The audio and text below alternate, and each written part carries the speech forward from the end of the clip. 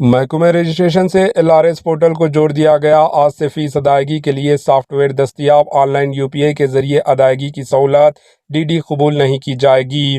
LRS کے ذریعے آمدنی حاصل کرنے کی کوشش کرنے والی حکومت اس سلسلے میں تیزی سے پیش قدمی کر رہی ہے۔ 31 مارچ 2025 تک درخواستیں داخل کرنے والوں کو 25% رعایت دینے کا فیصلہ کیا۔ اس کے بعد 10% رجسٹریشن فیس کے ساتھ ماباقی پلاٹس کے لے آؤٹ کے رجسٹریشن کی اجازت دی جائے گی۔ اس کے ایک حصے کے طور پر سینٹر فار گڈ گورننس کی تحویل میں موجودہ LRS پورٹل کو محکمہ رجسٹریشن سے جوڑ دیا گیا۔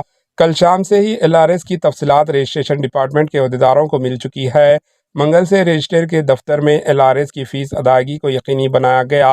LRS درخواستوں کے لیے ادا کی جانے والی فیس DD کے علاوہ دیگر تمام طریقوں سے ادا کرنے کی گنجائش فراہم کی جا رہی ہے۔ DD کے ذریعے ادا کرنے پر 10 درخواستوں کو اس سے جوڑنے کے امکانات ہے۔ کسی بھی غلطی کی گنجائش کے بغیر online banking, Google Pay, PhonePe اور دیگر UPI پیمنٹس کے ذریعے ادائیگیوں کی گنجائش فراہم کی جا رہی ہے۔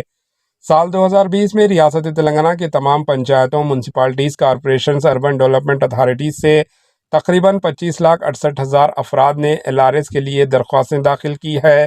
DTC دیویندر ریڈی نے بتایا کہ ان میں کتنے لوگ فیس کے دائرہ کار میں شامل ہوتے ہیں، اس کا جائزہ لیا جا رہا ہے۔ لے آؤٹس کو باقاعدہ بنانے کے لیے قاعدے میں نرمی کرتے ہوئے محکمہ نظم و نسق نے 2 میمو جاری کیے۔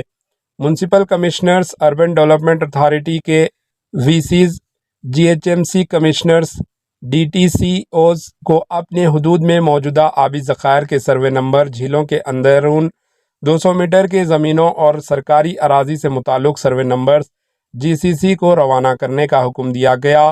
ان 2 زمروں میں نہ آنے والی درخواستوں کا پنچایت راج اور محکمہ بلدی نظم و نسق کے عہدیدار جائزہ لیں گے۔ ان اراضیات کے لیے فیس آٹومیٹک جنریٹ ہوگی۔ انہیں بھی 31 مارچ 2025 تک 25% ڈسکاؤنٹ حاصل رہے گا۔ Bureau report AHN news. AHN news کے YouTube چینل کو سبسکرائب کریں اور بیل آئیکن کو دبانا نہ بھولیں تاکہ آپ کو ہر نئی آنے والی ویڈیو کا نوٹیفیکیشن بر وقت مل سکے۔